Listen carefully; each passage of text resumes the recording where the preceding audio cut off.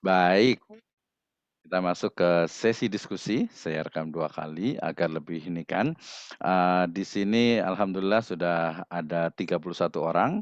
Ya alhamdulillah sini sudah ada Muhammad Malik yang kelihatan, ya ada Pak Syukur Slamet, ya boleh kita bisa diskusi atau sebelum, ditanya mungkin, Ibu dan Bapak sekalian ada yang mau bertanya terkait dengan materi kita hari ini terkait sebenarnya adalah, di atas bangunan paradigma atau di atas pondasi paradigma itu ada bangunan apa yang disebut dengan tiang-tiang dalam riset metodologi yang menggunakan data-data yang kuantitatif, kemudian kualitatif, dan, mix method. Tetapi kemudian ketiga teori ini atau ketiga, pendekatan ini dianggap, tidak bisa mengakomodir dari, ranah Islamic Studies secara luas sehingga mau tidak mau kita harus mengembangkan ya bagaimana, riset metodologi yang Islami. Oke, para ulama sudah merumuskan terkait dengan penelitian-penelitian baik itu dalam ulumul Quran, kemudian juga ulumul hadis, kemudian juga di usul fikih, kemudian juga di, maqasidus syariah, di berbagai ilmu ya para ulama Islam itu sudah merumuskan. Tetapi kemudian, kita di Indonesia itu menjadi, atau berada di persimpangan jalan antara riset metodologi yang kita sebut saja misalnya dari Middle East ya, dari Timur Tengah, dengan dari Western, dari Europe, dari Eropa dan, Amerika gitu ya. Nah kita berada di tengah jadi ini mau yang mana nih gitu kan ya, atau mungkin ya gabungan dari semuanya karena sebuah ilmu itu dia memang tidak bisa juga gitu ya, tidak bisa istilahnya itu tidak bisa kita tidak bisa inklusif gitu ya, tidak bisa eksklusif maaf, tidak bisa eksklusif tapi kita harus inklusif. Misalnya ada, kemarin, mahasiswa juga yang, beliau karena sakit gitu ya, sakit ginjal sudah di level atau apa ya, di level yang kelima gitu sehingga harus, ya cuci darah gitu. Nah di Amerika itu ditemukan ada, teknologi baru untuk apa, ganti ginjal tapi kemudian ginjalnya itu diganti dengan, ginjal apa, khinzir ya atau babi gitu ya. Nah, dalam Islam itu seperti apa? Ya karena tadi paradigmanya itu udahlah yang penting sembuh dan sebagainya gitu sehingga kemudian, barat itu akan, wah yang paling cocok ternyata ginjal kemudian juga jantung itu adalah, jantung dan juga ginjalnya babi tadi itu gitu ya.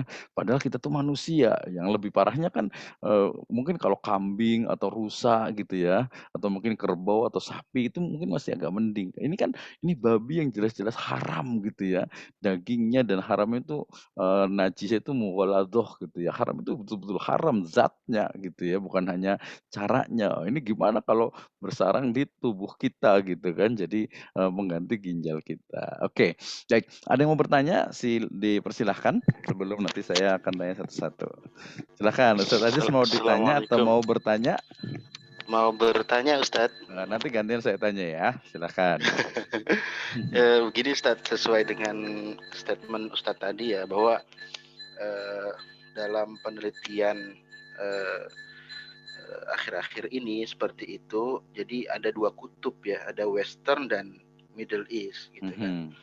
Kalau saya amati pun demikian Ustadz. Jadi pengalaman teman-teman kita gitu yang kuliah di Timur Tengah itu sepertinya tidak begitu paham tentang quantitative method gitu.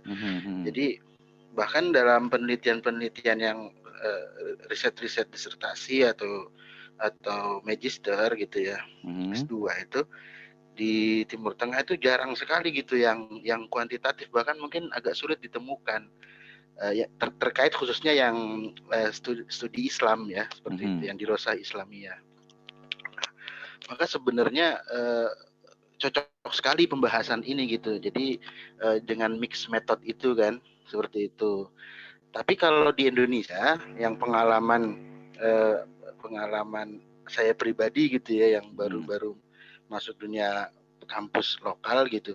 Jadi lebih banyak justru mahasiswa itu yang senangnya di kuantitatif seperti itu.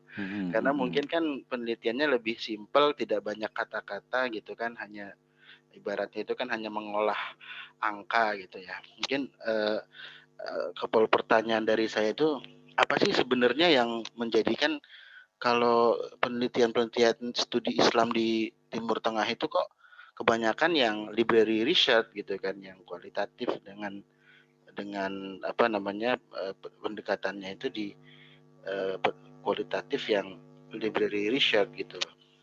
Kemudian apakah mungkin seperti itu? Misalkan dalam studi fikih gitu ya, hukum-hukum bisa muamalat atau yang lainnya, jinayah dan seterusnya, itu dengan yang kuantitatif seperti itu. Apakah bisa seperti itu dalam khususnya yang studi Islam yang klasik ya, seperti itu Ustaz. Kemudian ini Ustaz, yang kedua terkait dengan wawancara ya. Tadi kan bisa masuk kuantitatif, bisa masuk kualitatif. Mungkin ini sih apa namanya, kesimpulan saya pribadi. Jadi mungkin kalau yang di kualitatif itu kan mengolah kata. Jadi wawancara itu kita olah katanya sedemikian rupa dan kita apa namanya, tafsirkan atau memberikan apa namanya itu, ya tafsiran sendiri kan, seperti itu. Betul. Kalau yang kuantitatif kan berarti kan dari wawancara itu diolah menjadi sebuah data, seperti itu. Itu sih mungkin pemahaman saya, kalau keliru mohon diluruskan Ustaz. Mungkin itu Ustaz. Oke, terima kasih. Ya, nanti kita Syukran tanya juga Ustaz. Ustaz ya. Assalamualaikum. Waalaikumsalam warahmatullahi wabarakatuh. Ini saya kalau pertanyaan banyak jadi bingung jadinya nih. Kayak ujian disertasi ini gitu ya. Tapi nggak apa-apa. Nanti kalau apa agak lupa ditambahkan. Oke. Saya dari yang terakhir tadi itu. Sebenarnya gini, yang namanya kita sendiri dalam pemahaman Islamic research method ini ya, dalam metode penelitian Islami ini sebenarnya kita juga menggunakan semuanya gitu ya, menggunakan istilahnya kuantitatif, menggunakan kualitatif, kemudian juga menggunakan mix method, menggunakan juga R&D gitu ya, research and development, kita juga menggunakan misalnya naratif gitu ya, kita gunakan gitu. Kenapa? Karena metode penelitian itu sangat dipengaruhi, ya bukan sangat, memang dipengaruhi ya oleh objek penelitian. Jadi ketika kita membuat sebuah penelitian, apa yang akan Anda teliti? Nah, ketika apa yang Anda teliti itu akan merujuk, itu akan menentukan metode yang digunakan. Nah, tadi kenapa? Ini juga menjawab tadi kenapa misalnya di Middle East itu kenapa kok kuantitatifnya hampir tidak ada? Ya, karena mereka memang selalunya objeknya itu ada Islamic Studies gitu ya. Teks, wahyu, pemikiran, mukoron, perbandingan yang ada di ruang lingkup mereka sendiri gitu. Sehingga kemudian maksudnya bukan mereka sendiri, maaf ya, dalam ruang lingkup Islam gitu ya. Sehingga mereka hampir tidak tercampuri dengan satu objek yang menuntut adanya kuantitatif gitu ya. Nah, sebenarnya misalnya di Saudi sini juga sebenarnya tidak semua seperti itu juga gitu ya. Tergantung tadi prodinya, departemennya, program studinya gitu ya. Kalau di program studi misalnya mereka yang di education ya, pendidikan, apalagi yang di sosial misalnya gitu ya, ya mereka pasti akan menggunakan juga kuantitatif, kemudian juga dengan paradigma post positivisme mereka juga membuat etnografi, membuat sebuah fenomenologi, membuat case study dan lain sebagainya. Sehingga ya sebenarnya tidak juga apalagi kalau kita ngomong Middle East ya, nggak tepat juga sebenarnya gitu ya. Tadi hanya sebagiannya itu, sebagian besarnya gitu ya. Karena Middle East itu kan termasuk juga Misra gitu ya, Egypt, Mesir ya, kemudian juga di Jordan juga gitu ya, bahkan sampai ke Yaman, kemudian juga di Abu Dhabi, Uni Emirat dan sebagainya. Sebenarnya juga berkembang, tapi memang kebanyakan masih yang tadi Islamic Studies yang menjadi objek, sehingga mereka jarang untuk menyeberang ke kuantitatif dan juga mereka tidak menggunakan mixed method. Nah, oke. Nah, seperti tadi saya katakan bahwa kuantitatif positivisme, post positivisme dengan kualitatifnya, kemudian mix method dengan dari Creswell itu juga tidak mengadopsi dari kajian tentang Islam gitu ya. Sehingga kemudian ya beberapa itu akhirnya mengambil dari beberapa pendekatan yang ada ya. Misalnya tadi orang-orang yang di Indonesia mereka belajar di Eropa misalnya gitu ya, kemudian mereka akan belajar di Amerika misalnya di Oxford ataupun di Yale University gitu ya, atau mungkin di Stanford, mereka akan melihat, oh Islam, kemudian dia dianalisis dengan pendekatan yang mereka miliki. Makanya tadi muncul misalnya, hermeneutik atau mungkin ada, tafsir, feminis misalnya gitu ya. Kemudian, ada tokoh Muhammad Sahrur misalnya, dia yang memahami teks dari Al-Quran itu, bukan lagi secara tekstual tapi, kontekstual, bahkan dikaitkan dengan, teori-teori tentang humanisme misalnya. Nah ini juga tidak tepat juga gitu kan, tidak tepat. Tapi kemudian hanya, terkungkung kepada satu kajian yang memang, tidak menggabungkan dengan yang lainnya, tidak mengadopsi yang lainnya juga tidak tepat juga ya. Tetapi kembali lagi pilihan metodologi atau pilihan metode penelitian itu sangat ditentukan oleh apa, objeknya. Ya kalau saya mau hanya meneliti, oh misalnya Ustaz Aziz ini mau meneliti tentang pemikiran ekonominya Ibnu Taimiyah. Ya udah nggak usah kemana-mana gitu kan, ya paling kalau mau kemana-mana itu mungkin kita bisa datang ke profesor yang, nulis tentang Ibnu Taimiyah yang dia juga paham, itu pun adalah data sekunder bukan data primer gitu ya. Nah misalnya saya meneliti tentang pemikiran ekonomi Ibnu Taimiyah, maka yang paling bagus itu kan sebenarnya kita betul-betul baca dari kitab aslinya. Gitu ya. Kalau perlu manuskrip yang tulisan, tangan atau kopian keberapa, cetakan pertama, itu jadi referensi utama. Ya karena kita akan lihat dari mulai mungkin syarahnya ya, kemudian mungkin ada talkhisnya lagi, itu nanti ada beberapa, perbedaan. Sehingga ketika kita melihat satu pemikiran itu harus betul-betul data yang valid itu adalah dari teks ya, teks yang memang asli dari, penulisnya. Kalau dia udah interpretasi misalnya dari muridnya, ya sebenarnya nggak bisa juga disebut sebagai, pemikiran dari, Ibnu Taimiyah misalnya, gitu ya. Nah termasuk juga karena kajian pemikiran, tentu dia tidak bisa dilepaskan dari background pemikiran dari orang itu. Misalnya ya, kenapa kemudian, Ibnu Taimiyah itu cenderung berpikiran bahwa, ekonomi itu ya misalnya, mekanisme pasar ya dengan invisible hand-nya itu kemudian harus ada wilayatul hisbah dan wilayatul hisbah itu menjadi atau al-hisbah Islam itu menjadi satu hal yang mutlak dan ujungnya nanti, siapa yang bertanggung jawab mas'ul dari wilayatul hisbah itu adalah, government atau, negara. Sehingga kemudian, siasah, syariah dalam konteks, kenegaraan ya dalam konteks juga kepemimpinan itu menjadi salah satu core utama pemikiran dari, Ibnu Taimiyah gitu ya. Sehingga kemudian, pemikirannya juga muncul nanti banyak sekali diadopsi, ya diadopsi. Tetapi kemudian ketika pemikirannya juga kita bawa ke Indonesia misalnya, oh dari sedikit ke politik itu, aduh kayaknya nggak nyambung gitu karena agak-agak sedikit berbeda gitu, konteksnya berbeda, kemudian juga teksnya itu juga juga berbeda. Oke ya, jadi, yang pertama nah teman-teman di beberapa kampus Islam itu biasa mereka juga mengembangkan misalnya tadi ketika bicara tentang Quran gitu ya, kajian Quran sekarang yang berkembang itu adalah the living Quran.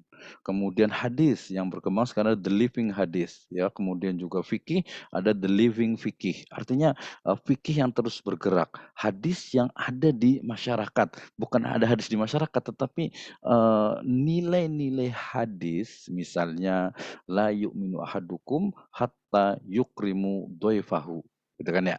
Ya, tidak beriman, tidak sempurna iman, di antara kalian sampai kalian itu menghormati tamunya. Nah, kemudian kalau dalam kajian The Living Hadis kita akan menemukan, oh ternyata misalnya nih orang Jawa yang di ujung gunung sana, di dekat Gunung Lawu sana, yang nggak pernah mendengar hadis ini, ternyata mereka kalau ada tamu juga mereka menghormati tamu gitu ya. Ya saya sering ke di Baduy yang mereka mungkin nggak pernah dengar hadis ini, ya karena mereka memang bukan orang Islam gitu ya, Sunda Wiwitan. Tapi ketika saya datang, ya saya sebenarnya bukan datang, saya hanya duduk di depan pintunya gitu ya, duduk di balai-balai di rumahnya, itu otomatis dia akan mengeluarkan air minum dengan gelas. air teh biasanya gitu. Nah, ini itu namanya the living hadis gitu ya. Jadi hadis, mereka nggak pernah dengar hadis, tapi kok mereka kok, sama ya dengan hadis itu, dengan hadis Nabi ini sallallahu alaihi wasallam. Nah, itu kajian yang lebih detail lagi, sehingga kalau saya lebih cenderung bahwa ilmu pengetahuan dalam konteks,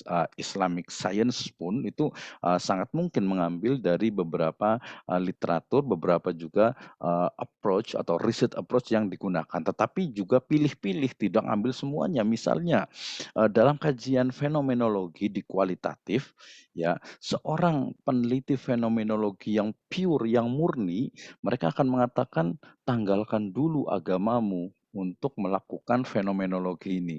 Kenapa? Karena mereka itu ingin betul-betul, apa ya, betul-betul murni tanpa diyakini, tanpa masuk ke dalam keyakinannya. Sampai-sampai, ada satu penelitian, seorang teman di Jogja sana, dia seorang muslim meneliti tentang kehidupan, pendeta di satu candi gitu ya. Nah, dosennya karena agak sedikit ini di negeri gitu ya, dia mengatakan, ya murtad dulu gitu ya. Jadi harus betul-betul Islam itu jangan dibawa kalau ke sana gitu kan. Nah, ini tentu saja itu kan, ya tidak Islamik gitu ya, tidak Islami sekali gitu. Masa sampai segitunya gitu ya. Dan ini yang dilakukan oleh mereka, memang orang-orang western itu yang kemarin saya cerita itu, bahwa ketika mereka seorang seorang perempuan itu yang, di Papua, sampai dia mau dinikahi sama kepala suku di sana gitu, karena, memang pengen total dalam risetnya. Dan saya juga cerita yang di Baduy itu orang Jakarta, di salah satu perguruan negeri itu, mereka penelitian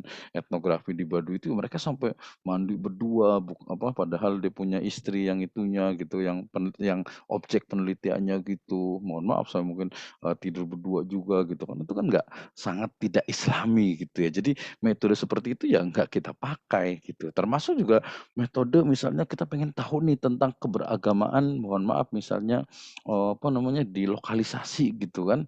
Wah, apa kita harus ke sana gitu, aja banyak beberapa teman-teman tuh yang riset itu akhirnya ya ke sana gitu ya, ke sana datang gini-gini, wah kalau digerebek kan bahaya juga gitu. Ya, oke, terima kasih, luar biasa sekali Pak. Ini ada yang belum dijawab atau saya gantian nih nanya Ustadz Aziz nih? Ustadz Aziz masih on? Masih, Ustaz. Oke, saya mau tanya nih, kira-kira nih, ini terkait dengan riset juga tesisnya, tahapan seperti apa yang akan Ustadz Aziz lakukan untuk meneliti tentang, misalnya nih ya, jangan ganti dulu, tentang, pemikiran Ibnu Taimiyah. Jadi, tahapan-tahapannya itu seperti apa? Gitu, coba dalam 2 menit. Ya, tahapan yang dilakukan untuk meneliti pemikiran Ibnu Taimiyah tentu kan yang pertama mengumpulkan bahan-bahan yang terkait dengan jurnal yang membahas tentang pemikiran Ibnu Taimiyah. Oke, saya potong dulu. Ya. Jadi jurnal itu adalah referensi kedua. Jadi bukan jurnalnya dulu, jurnalnya terakhir nanti. Iya. Bisa langsung kepada karya dari Ibnu Taimiyah yang membahas tentang ekonomi. Contohnya ya di kitab Al-Hizbah fil Islam dan juga yaitu As-Siyasah Asy'ariyah fi Islahir Ra'i war Ra'iyah. Itu kan dua karya itu dijadikan satu di dalam Majmu'atul Fatawa di jilid yang ke-14. Alhamdulillah saya punya kitabnya Ustaz, Majmu'atul Fatawa. Itu kan data primer. Data primer, betul. Itu yang pertama. Jadi supaya kita lebih tahu langsung kepada sumber aslinya. Baru kemudian karya yang terkait dengan itu. Kalau jurnal kan mungkin ringkasan ya. Karya ya alhamdulillah ada karyanya Abdul Azim Islahi, tapi saya punyanya yang terjemahan Ustaz. Iya, nggak apa-apa. Bahasa Inggris. Itu. Baru kemudian jurnal-jurnal yang terkait. Itu mungkin cara yang pertama mengumpulkan data. Oke, ya jadi nanti kalau tadi penelitian ini berdasarkan datanya, dia adalah data kualitatif. Kenapa? Karena yang dikaji, yang diteliti itu adalah pemikiran. Nah, pemikiran ini kemudian dia dibatasi dengan yang termaktub atau yang tercatat di dalam, 2 kitab ini. Ada batasan lagi, kenapa milih 2 kitab ini? Oh dianggap mungkin dari judulnya nih, Al-Hizbah Al-Islamiyah, Asy-Syiyasah Syariah fi Ra'yi wa Ra'iyah, mungkin 2 itu. Padahal saya yakin sekali di, Majmu' Fatawa itu juga dibahas juga tuh di beberapa bagian yang lainnya gitu. Jadi nanti kalau risetnya hanya dibatasi kepada 2 kitab itu, ya kita sebutkan, nggak apa-apa, boleh gitu bahwa, riset ini hanya dibatasi kepada 2 kitab dari Ibnu Taimiyah. Oke, data sudah dikumpulkan, jenis datanya adalah, kualitatif, kemudian, teknik pengumpulannya dengan mengambil dari pemikiran-pemikiran, yang tertulis dalam 2 kitab itu, dan nanti tentu saja penggunaan bahasa Arab. Nah, kemudian cara menganalisisnya. Kira-kira seperti apa cara menganalisis, karena yang dianalisis ini kan teks, jadi pemikiran yang ada di dalam, teks. Nah, 1 menit saja, kira-kira seperti apa tuh cara menganalisis, cara memeriksa dari pemikiran Ibnu Taimiyah ini? Analisis yang digunakan mungkin deskriptif, jadi mendeskripsikan pemikiran Ibnu Taimiyah tentang ekonomi Islam, seperti itu. Karena kan kemarin itu ya pernah saya ajukan judulnya ke Ustadz kan, ditambahkan gitu. Jadi tidak hanya pemikiran Ibnu Taimiyah, tetapi juga harus ada relevansinya dengan yang kekinian. Maka saya tambahkan di situ sebetulnya, dan relevansinya dengan di Indonesia, seperti itu. Ya, oke, boleh, nggak apa-apa. Ya, jadi kalau oke, ya, lanjut. jadi terkait dengan Ibnu Taimiyah dan relevansinya dengan di Indonesia, pemikiran Ibnu Taimiyah. Nah, itu tadi deskriptif. Nah, tetapi juga mungkin deskriptif tetapi juga komparatif, karena membandingkan apakah di Indonesia itu sudah ibaratnya sesuai dengan pemikiran Ibnu Taimiyah, atau mungkin dibalik ya, apakah pemikiran Ibnu Taimiyah itu digunakan oleh masyarakat dan government ya, pemerintah Indonesia, seperti itu. Mungkin itu nanti ke situ arahnya, atau hasil penelitiannya. Oke, terima kasih. Bisa juga, tapi tadi kalau, penggunaan istilah deskriptif itu sebenarnya di kuantitatif juga sebenarnya ada deskriptif, di kualitatif juga ada, tetapi, deskriptif itu kan dia sebenarnya hanya menarasikan gitu ya, hanya, menarasikan dari apa, dari, data yang kita temukan. Nah, ini tentu saja tidak cukup gitu ya, kalau S1 saja biasanya menggunakan istilah, deskriptif analisis. Analisis itu seperti apa gitu ya. Ya nanti sih nggak apa-apa, tapi dalam apa, sedikit bayangan nanti Pak Rahmat sebentar ya, dikit lagi. Jadi, tidak cukup deskriptif. Kemudian tadi kalau komparasi tidak tepat juga, kenapa? Nggak bisa, ini bukan apple to apple gitu ya, tapi apple to mango gitu ya. Nggak bisa pemikiran Ibnu Taimiyah kemudian dibandingkan dengan yang di Indonesia. Mungkin yang selevel di Indonesia juga nggak ada juga gitu. Jadi bukan komparasi, tapi mungkin lebih ke arah ya semacam, implementasi atau ada korelasi gitu ya. Nah, dalam, bayangan saya adalah ketika oke data sudah ditemukan, pertama berarti diterjemahkan, berarti dengan pendekatan, linguistik kan Esli nih, sarjana linguistik nih. Nah, harus juga dibahas Arabnya itu dari kata per kata, sehingga nanti akan dibatasi dari, Ibnu Taimiyah ini, mungkin hanya satu bidang saja, misalnya hanya bicara tentang, pengawasan pasar saja udah cukup, atau mungkin teorinya, supply and demand-nya Ibnu Taimiyah misalnya. Atau mungkin tentang uang gitu. Jadi satu saja, nggak usah yang lain. Nanti kalau yang lain agak susah, nanti panjang gitu. Oke, misalnya saya akan batasi pada hisbah, ya.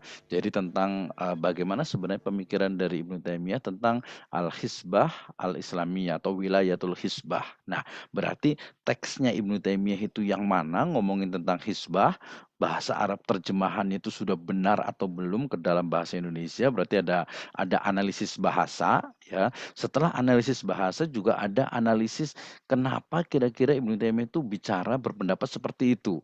Yakin sekali ada analisis, wacana, konteks, background, latar dari pemikiran, Ibnu Taimiyah itu. Sehingga nanti di bab kedua itu kan nanti ada biografi Ibnu Taimiyah, pasti di situ akan dibahas tentang latar pemikiran Ibnu Taimiyah. Kenapa sih Ibnu Taimiyah kok berpikirnya kayaknya agak-agak sedikit apa ya, mungkin, ini ya, apa dia, reformis gitu ya. Oh iyalah, karena pada masa itu umat Islam itu sedang betul-betul down, umat Islam betul-betul hancur oleh, di Baghdad itu gitu ya, heeh, di Baghdad itu hancur sehingga ya wajar ketika pemikiran itu sangat, reformis. Nah, itu jadi minimal tuh ada analisis bahasa, analisis juga latar pemikiran dari Ibnu Taimiyah itu. Ya di sini berarti latar pemikiran latar politik, latar ekonomi juga, latar sosial. Nah, itu harus masuk di analisis pembahasan sehingga lebih komprehensif. Oke, kita lanjut nanti lagi Ustaz Aziz terkait dengan Ya, tesis syukran nanti akan Ustaz, ada Masya ujian Allah. proposal ya. Terima kasih kita lanjutkan Insya ke ada Allah, Pak jazakallah khairan oke, Ustaz. ada Pak Rahmat Kurnia silahkan ingin diskusi. Tafadhol. Baik, Assalamualaikum warahmatullahi wabarakatuh. Waalaikumsalam warahmatullahi wabarakatuh. Izin off-kan kamera ya, Pak. Silahkan, tidak apa-apa. Ya, saya perkenalkan sedikit saja, Pak. Saya sudah mengikuti ini di grup WA, jadi setiap ada webinar ataupun seminar atau kuliah umum nih, saya dapat pemberitahuan terus ya, Pak. Alhamdulillah, ini ada Pak Muhammad Wafi dari Tulung Agung juga rajin banget ini. Ya, saya mengikuti nih sama dosen saya dari IAIN Batu Sangkar Ya, dan silahkan. saya dari UIN Memonjol Padang, Pak. Ya, siap. Ada Pak Reza di sana teman itu sama Bu Prima. Oh iya, ini Pak, saya mau menanyakan, pertama ini terkait kebetulan lagi nulis jurnal sekarang atau artikel. Oke. Yang pertama yang ingin saya tanyakan, terkait, masalah. Jadi kan gini, dari sejauh yang Bapak sampaikan tadi saya ingin membenarkan ingin menanyakan aja sebenarnya begini, saya lagi nulis nih Pak. Nulis tentang bangkrutnya kan sekarang lagi ada booming-nya akhir tahun kemarin 2021 terkait tentang berita pesawat Garuda Indonesia yang lagi dalam Down ya. ya down yang pada 2022 ini katanya mau disuntik dana oleh Bu Menteri Keuangan Bu Sri Mulyani untuk membackup supaya tidak berada dalam keadaan bankrupt gitu ya Pak. Betul. Nah, saya sebenarnya tertarik dengan itu untuk dijadikan sebuah tema dalam penulisan artikel saya. Yang ingin saya tanyakan sama Bapak begini, dari beberapa referensi ataupun artikel yang saya baca, itu mereka sudah banyak yang meneliti, namun batas dari data laporan keuangan yang diambil itu kalau saya lihat belum ada yang meneliti sampai data tahun 2021. Nah, saya ingin menanyakan terkait yang pertama, apakah itu bisa saya teliti lebih lanjut? Yang kedua, untuk metode, kalau saya lihat di sini mereka hanya menggunakan metode kebangkrutan itu kan ada beberapa. Iya, Mereka hanya menggunakan satu ataupun dua metode, dan kebanyakan itu satu metode ataupun itu metode yang lebih sering digunakan untuk menganalisa kebangkrutan perusahaan. Betul. Saya ingin membedakannya dari ingin rencananya menggunakan 3 ataupun 4 metode dengan perusahaan Garuda ini gitu Pak. Nah, apakah itu layak nanti ketika itu saya publish di artikel sebelum lebih jauh saya mengerjakannya nih Pak. Ya, satu lagi terakhir Pak. Saya juga lagi nulis nih artikel terkait tentang perbankan syariah yang ada di Sumatera Barat. Oke. Ya, yang saya teliti itu perbankan syariah di Sumatera Barat itu adalah ada beberapa BPRS yang akan saya teliti juga kinerja keuangannya. Nah, yang saya teliti, saya sudah mendownload semua artikel terkait tentang ini, metode yang saya gunakan, tapi metodenya sudah banyak digunakan oleh yang lain, tapi khusus untuk BPRS yang ada di Sumatera Barat dengan metode yang saya gunakan belum ada saya temukan di baik itu saya cari di Google Scholar ataupun di yang lainnya belum ada yang meneliti nih Pak. Itu terkait tentang jadi saya lagi menggarap dua problem jurnal ya. Ya, jurnal itu mungkin terkait untuk fungsional nanti. Nah, itu bagaimana menurut Bapak? Terima kasih, Pak. Oke, terima kasih. Pertama, terkait dengan kita harus memahami tentang, karakter dari jurnal gitu ya. Karakter dalam penulisan jurnal ya, biasanya dia memang, lebih simpel dalam penggunaan, metode penelitian. Simpel dalam hal ini adalah, dia tidak lebih dari, 2 metode gitu ya, karena nanti terlalu banyak metode yang digunakan gitu ya, sebenarnya pun itu sebenarnya kalau saya itu bukan metode, tapi lebih kepada, pendekatan penelitian, research approach sebenarnya gitu ya.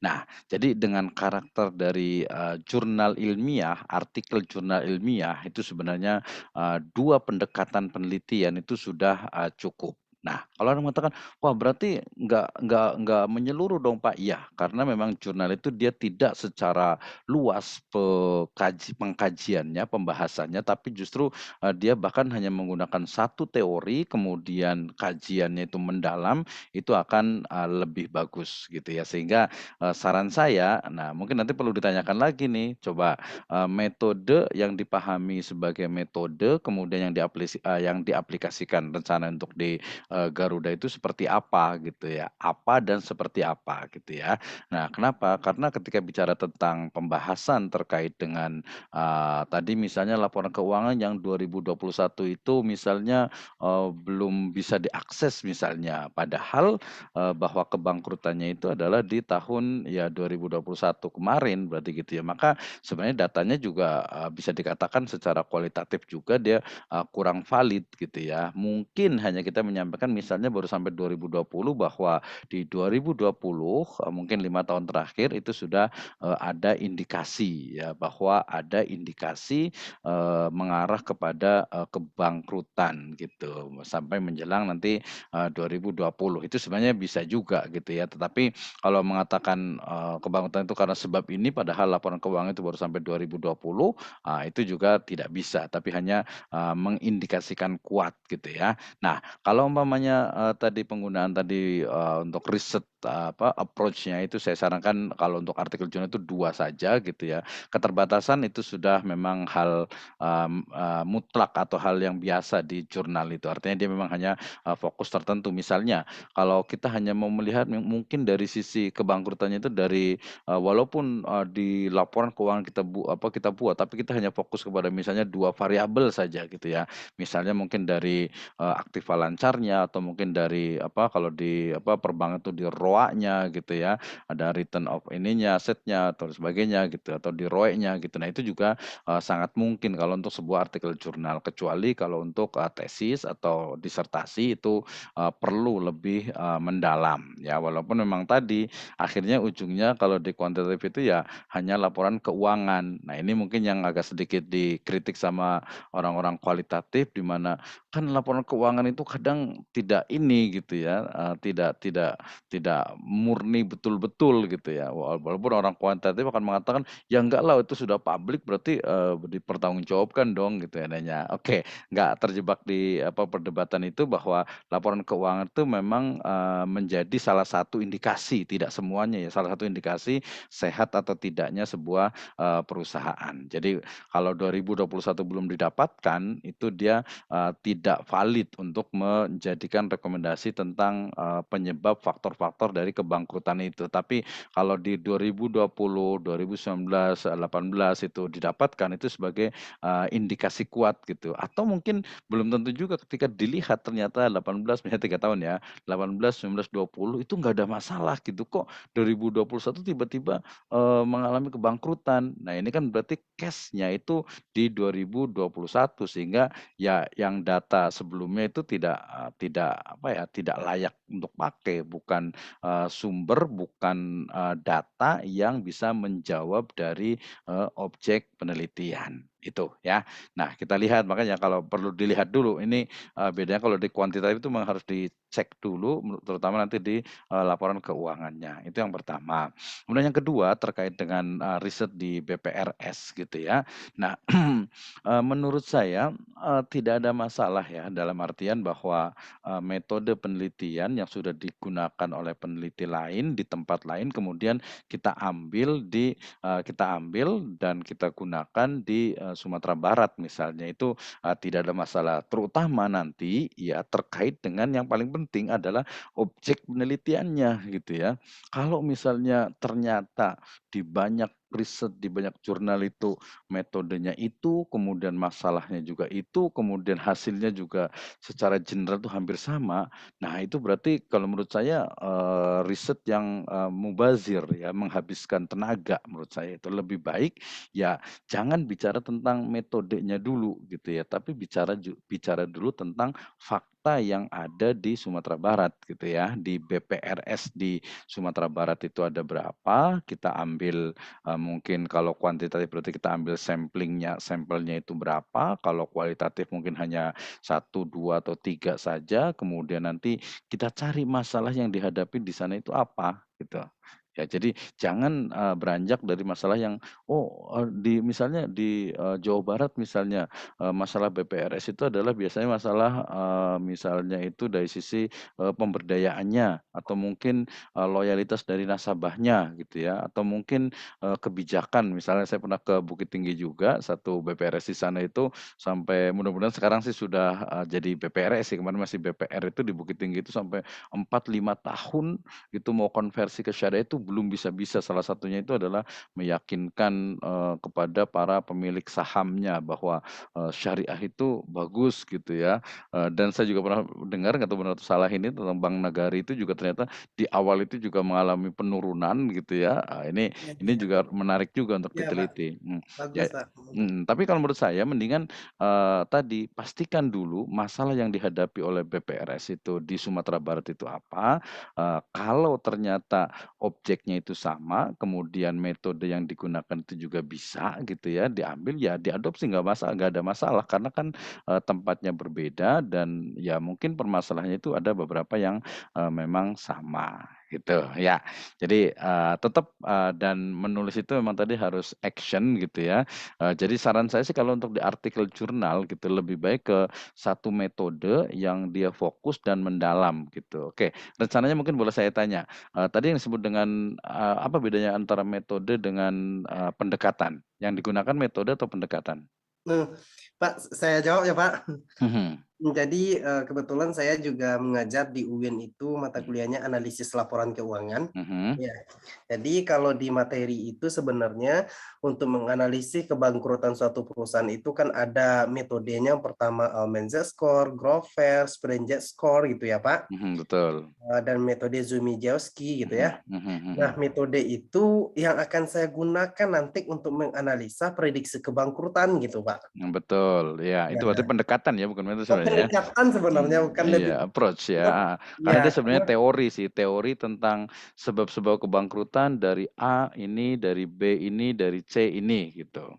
iya, teorinya ini, si A Betul. menyatakan batas kebangkrutan itu poinnya Betul ini, si B betul. menyatakan segini gitu, Pak. Betul betul. Oke, terus dari situ kemudian digunakan mungkin tadi 2 atau 3 teori gitu ya, Iya, untuk Pak. menguatkan karena agar agar lebih, lebih apa ya, lebih komprehensif lah gitu ya untuk, Iya, memeriksanya itu. Oke, iya, bisa digunakan tapi saya melihatnya tadi memang kalau di level apa, jurnal dan juga, tesis dengan disertasi itu sebenarnya dia bukan metode gitu, tapi dia adalah pendekatan bahkan teori yang akan digunakan untuk menganalisis satu, case tertentu, misalnya tadi kebangkrutan dari, Garuda itu. Nah, iya, ini Pak. yang menarik gitu. Cuman tadi memang, eee eee, dari sini juga kita tahu, kayaknya memang, nggak ada nih syariahnya gitu ya, Nah, nggak ada itu syariahnya gitu. Pak, saya menanyakan sama Bapak nih, kalau saya kan ngajarnya masih sampai di sana, kebetulan tesis saya kemarin itu Pak, cuma saya bahasnya perbankan syariah yang ada di Indonesia semuanya. Mhm, mhm. Nah, sekarang saya coba nih untuk gawainya ke Garuda.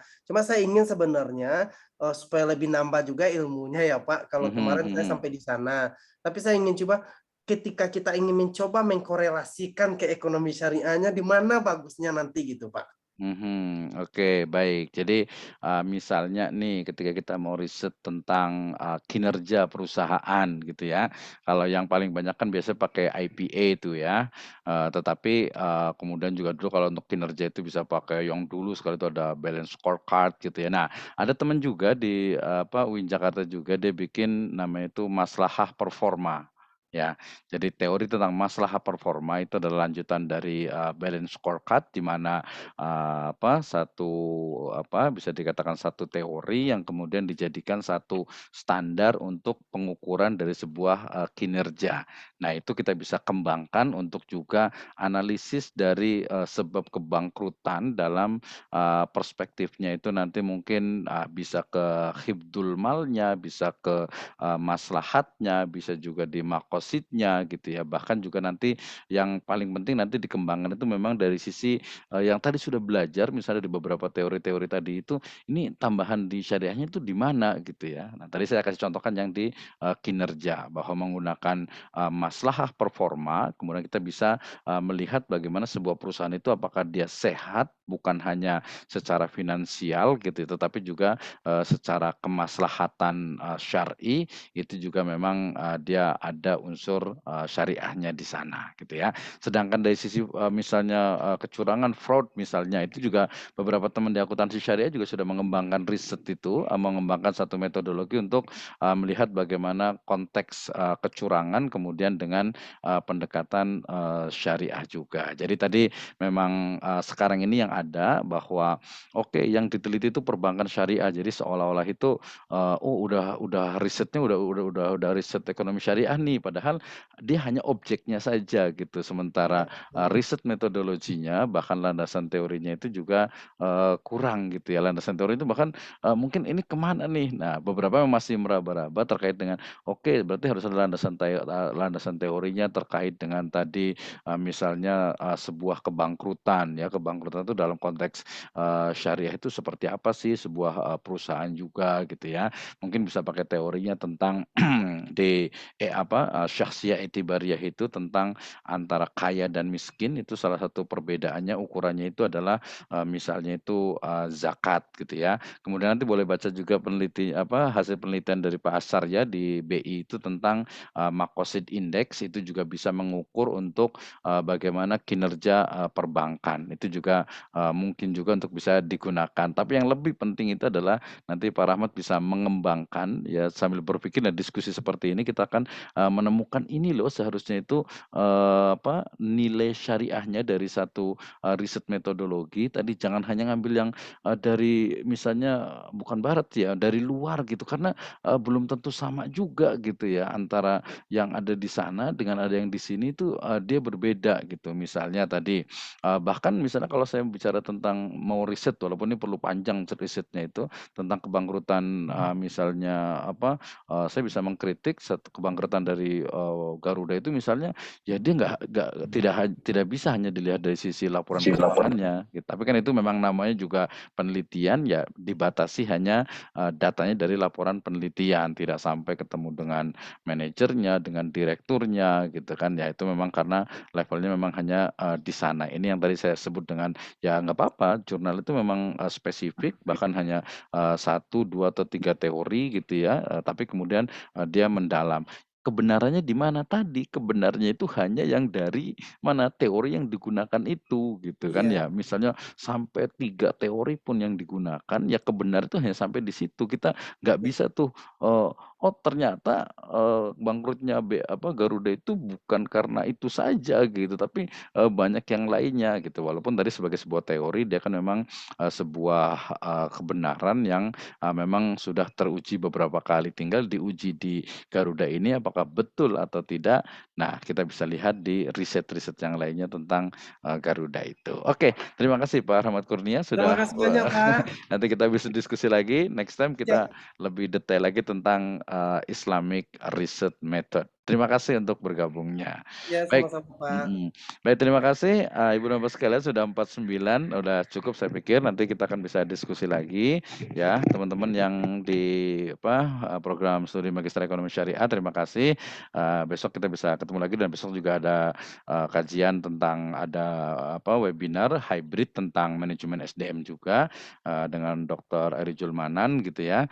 Kemudian juga setiap Jumat ini kita akan berlanjut lagi juga. Tadi sebenarnya saya ingin juga mengukur kemampuan, mengukur pemahaman dari teman-teman semuanya agar betul-betul paham bahwa kuantitatif, kemudian kualitatif, Kemudian mixed method itu adalah satu metode penelitian yang dikembangkan oleh orang-orang ya terutama ya kita sebut saja Eropa dengan Amerika yang kemudian mereka tidak memasukkan nilai-nilai syariah sebagai objeknya sehingga metodenya pun dia tidak masuk di sana. Nah, tapi kita juga tidak menolak mereka, tidak menolak dalam arti selama objek yang kita tetapkan dalam sebuah penelitian itu mengharuskan metode itu digunakan, misalnya saya mau meneliti tentang bagaimana sih sebenarnya pengaruh brand ambassador terhadap misalnya nasabah perbankan syariah.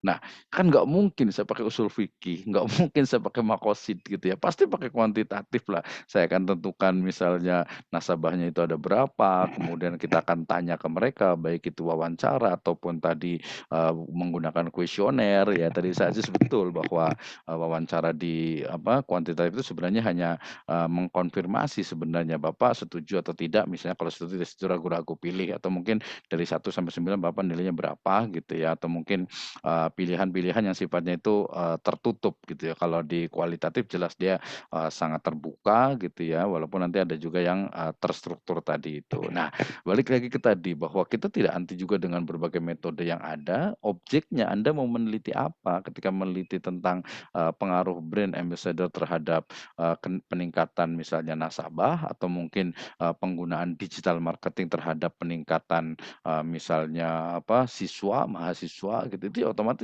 dia harus pakai kuantitatif dan batasnya memang hanya di situ saja. Tapi ketika kita mau bicara tentang sebenarnya yang lebih syar'i itu musyarakah mutanakisah atau murabahah sih? Kita kan bisa menggunakan komparasi. Nah, komparasi yang diukurkan itu apa? Ya nggak bisa pakai kuantitatif, nggak bisa pakai fenomenologi, nggak bisa pakai etnografi, nggak bisa pakai case study. Case study pun itu kan dia hanya hanya fokusnya saja, hanya case-nya, kasusnya itu hanya difokuskan di situ. Pakai misalnya analisis wacana, ya nggak bisa juga. Pakai narasi, aduh, ya nggak bisa lah. Dia kan bukan cerita biasa, dia ada kasusnya, dia harus ada semacam kajian diniahnya. Berarti mau nggak mau harus pakai misalnya tadi, yang paling syar'i itu adalah berdasarkan teori maslahah misalnya tadi itu, yang paling syar'i itu adalah maqasidus syariah. Kenapa?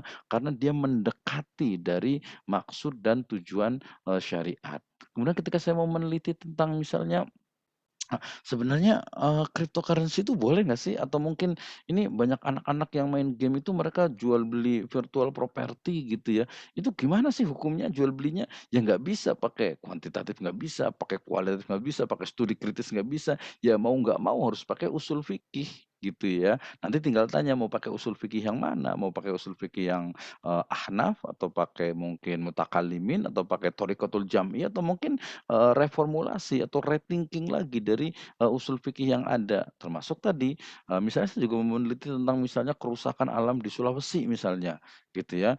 Itu bisalah pakai kajian-kajian lingkungan gitu, tapi dengan konteks hifdzul bi'ah dalam konteks makosid itu pun sangat mungkin dan itu akan menguatkan dan juga akan lebih membumikan Islam. Nah, berarti tugas kita bersama sebagai seorang muslim, sebagai seorang akademisi muslim untuk bisa mengembangkan, oke ini ada masalah, penyelesaiannya itu seperti apa? Nah, metodenya harus dikuasai, ya cara mengumpulkan datanya, ya kemudian juga cara menganalisisnya, termasuk pendekatan yang digunakan itu harus tepat. Jangan sampai kita mau makan apel tapi mungkin pakai cutter, pakai silet atau pakai golok gitu ya. Gak mungkin ya makan apel itu ya pakai pisau buah gitu ya. Nah, itu yang tepat dalam pilihan dari riset metodologi. Nah, masih banyak lagi yang kita bisa diskusikan terutama nanti dalam prakteknya, karena yang penting adalah prakteknya. Nanti mudah-mudahan Pak Syukur tadi sudah mulai buat latar belakang, Pak Malik juga siapkan dari sekarang,